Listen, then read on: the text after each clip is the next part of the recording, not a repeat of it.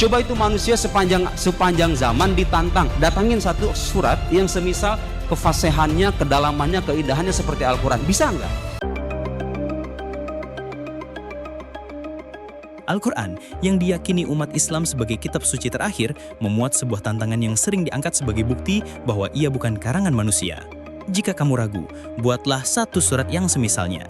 Bagi banyak orang, ini menjadi benteng keimanan yang kokoh, membungkam setiap keraguan menjadi dalih terakhir pada setiap kritikan. Tapi sebenarnya apa arti yang semisal itu? Apakah keindahan bahasa otomatis menjadi bukti kebenaran ilahi? Apakah kemampuan manusia meniru gaya sastra Arab abad ke-7 menjadi tolok ukur ketuhanan? Atau mungkinkah yang semisal itu merujuk pada sesuatu yang lebih dalam, sebuah esensi yang tak bisa dijelaskan dengan kata-kata, bahkan tak terjangkau oleh akal manusia? Jika memang Tuhan menantang manusia, mengapa syaratnya kabur, tak terukur, tak terjangkau? Apakah iman kita hanya akan tegak di atas tantangan yang bahkan tak bisa diukur kriterianya? Narasi ini bukan untuk meruntuhkan iman, melainkan untuk membangunkan iman dari tidur panjangnya. Kita tidak sedang membicarakan wahyu itu benar atau tidak, tapi bagaimana cara kita memahaminya. Jika ayat yang semisal itu harus siap diuji, maka yang menantang pun harus siap diuji, bukan sekedar dipercaya saja. Sebab iman yang tak berani menjawab pertanyaan, seringkali hanyalah rasa takut yang bersembunyi di balik nama Tuhan. Dan jika yang dimaksud yang semisal adalah surat dalam bahasa Arab, bukankah itu berarti Al-Quran memang ditujukan bagi mereka yang menguasai bahasa Arab? Lalu bagaimana dengan orang Jawa, Sunda, Batak, Melayu, atau bangsa lain? Jika mereka ingin menjawab tantangan terbuka itu dengan bahasa lokal, apakah harus diubah dulu ke dalam bahasa Arab? Atau bagaimana? Jika kamu tahu, silahkan tulis di kolom komentar. Tapi sebelum menjawabnya, kita lanjutkan dulu pembahasannya. Siapkan hati, jangan pakai emosi. Mari kita mulai. Sepanjang sejarah manusia, tak ada senjata keyakinan yang lebih tajam daripada klaim bahwa sebuah teks adalah firman Tuhan. Begitu ia mengaku wahyu, ia langsung duduk di singgasana kebenaran tertinggi yang tak tersentuh. Ia tak lagi sekedar benar, ia menjadi standar bagi seluruh kebenaran itu sendiri. Ia tak memerlukan pembuktian karena kehadirannya dianggap sebagai bukti. Ia tak perlu diuji karena ia mendeklarasikan diri sebagai wahyu ilahi.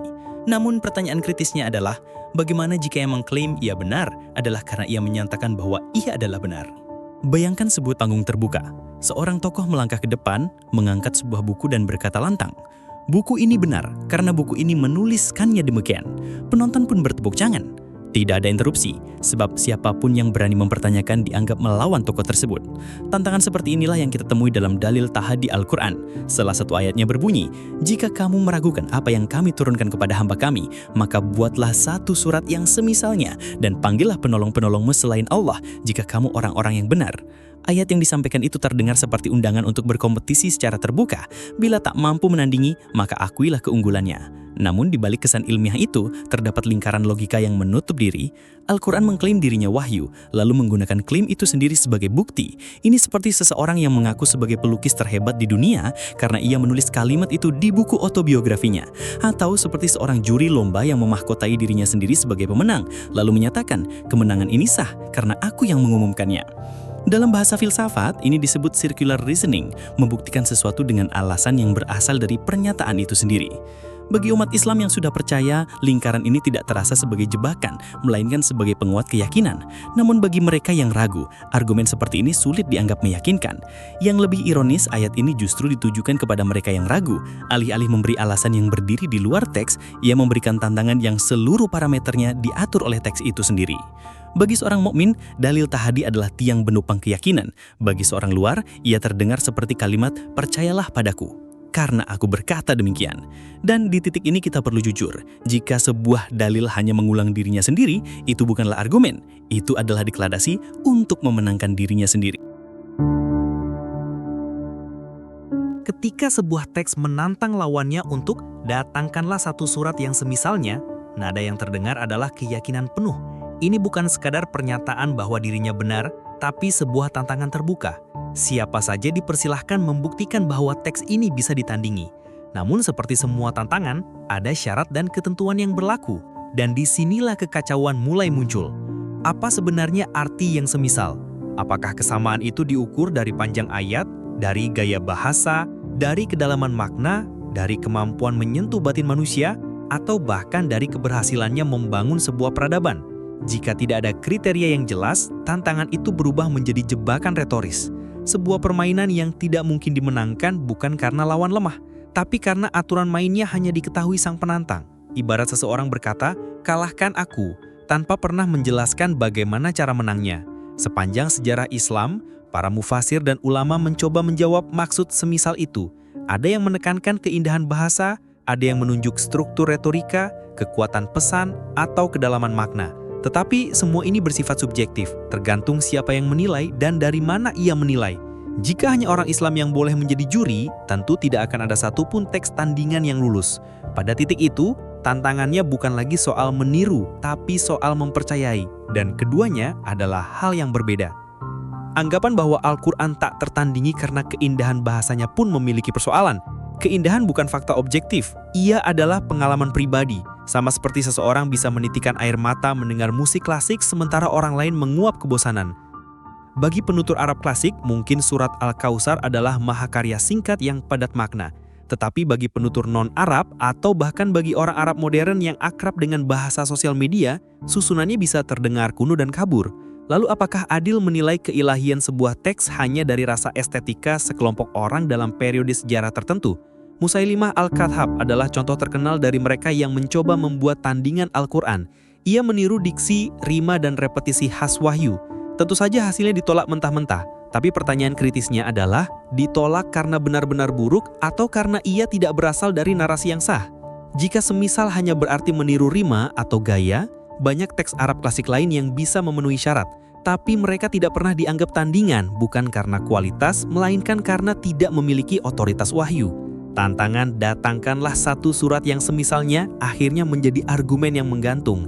Ia tampak adil tapi tidak pernah menjelaskan aturan main. Ia terdengar logis tapi tak pernah memberikan ukuran.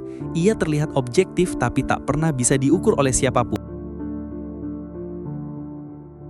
Tantangan datangkanlah satu surat yang semisalnya sering dikutip sebagai bukti keaslian wahyu bukan karangan manusia. Namun, ada pertanyaan yang jarang disentuh.